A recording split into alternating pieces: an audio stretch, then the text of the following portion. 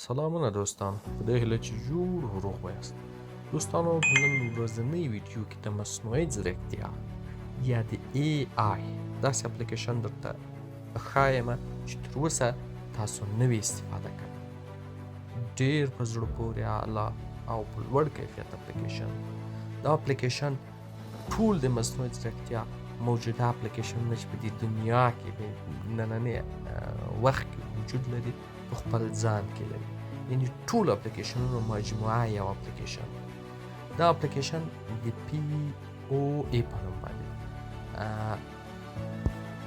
دې اپلیکیشن ته نن سبا ډېر خلک رامات شوي او سخت زیات خلک استفاده کوي او ډېره مؤثره ګټه ترېنه اخیستل کېدای شي که څوک په صحیح لاره استفاده کوي. دوستانو، دا اپلیکیشن ته زه راغلم. د POA په نامه باندې اپلیکیشن ده. دا اپلیکیشن تاسو وګورئ دلته په اوله برخه کې آفیشل پارټس کې څومره چې مصنوعي ځیرکتیا رسمي اپلیکیشنونه دي هغه ټول په ځان کې لري. چټ جي پي ټي او د میټا کمپنۍ، ګیمیني، د ګوګل او د پلی ګراوند او IG ګرام، چې هر اپلیکیشن غواړئ دلته شته، ټول شته.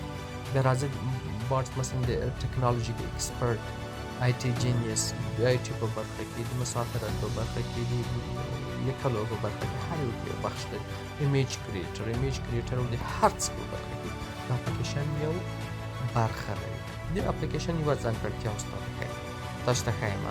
مخکې له دې چې تاسو دا ځانګړتیا وښیم، غواړم یو عکس په دې باندې جوړ کړم.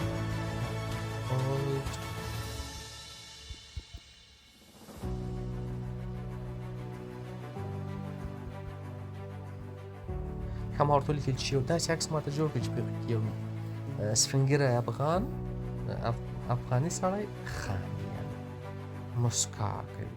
ښه، مخکې له دې چې عکس خلاصېږي، زه به تاسو ته یو بل د دې ښه فیچر معرفي کړم. د دې فیچر داسې ته ده، مثلا لکه چټ جي پي ټي یا تاسو په ویبسایټ کې کوم مصنوعي ځیرکتیا اپلیکیشن یا ویبسایټ کاروئ، د دې تر ټولو نه هغه جالب او ښه بخش شی ده هغه مقایسه ده. مثلا ما په دې ایمیج کریټر یو اپلیکیشن د مصنوعي ځیرکتیا کې یو عکس جوړ کړو. اوس زه غواړم چې دا زما خوښ نه ده او یا غواړم چې له دې نه بهتر بل اپلیکیشن راته جوړ کړي، نو دلته به راشو. دلته نور اپلیکیشنونه هم دي چې له دې سره یې مقایسه کوي. مثلا کمپیر، مثلا سټیبل ډیفیوژن، مثلا مخکې چې ما عکس پې جوړ کړی و، بیا مو یو بل باندې جوړ کړو. اوس ګوره دواړه دلته راځي، دواړه جوړوي. یا تاسو دا سره مقایسه کولی شئ چې آیا د کوم یو بهتره عکس راغلی دی. یعنې دا یو مقایسوي اپلیکیشن ده. په دې کې تاسو کولی شئ چې د څو مختلفو مصنوعي ځیرکتیا او ماشینونو هغه د کنټینټ یا د عکس یا د متن کوالټي او کیفیت وګورئ. تاسو وګورئ چې 3 عکس له مختلفو سایټو ما په دې باندې جوړ کړو. که تاسو دا په عادي انټرنټ کې جوړوئ، دا تقریبا په ساعتونو وخت به تاسو نیسي. همدارنګه دا عکس هم تاسو باندې چې انټرنټ له ضعیفتوب له امله خلاص نه شو، راځو چټ جي پي ټي کې هم همدا حال ده. مثلا زه درته وښیم چې دا چټ جي پي ټي او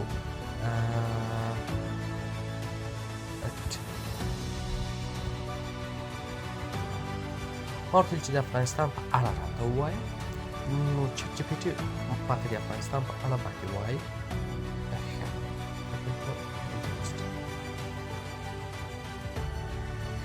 اوس د افغانستان په اړه راته وویل.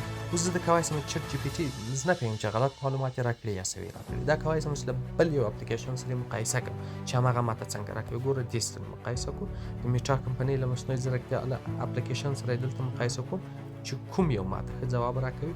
نو تاسې به یو چټ جي پي ټي یا بل متکي نه یاست، څو مختلف اپلیکیشنونه باندې خپل هغه متن چې دا هغه ټیسټ کولی شئ، کتلی شئ. نو تاسو نه چې انټرنټ ضعیفه ده، دا یې خلاص نه کړو، همدا یې طریقه ده. دا بهترین اپلیکیشن ده. تاسو ټولو ته زه پیشنهادوم چې د چټ جي پي ټي خاص د هغه اپلیکیشن په ځای باندې دا اپلیکیشن استفاده کړئ. مننه.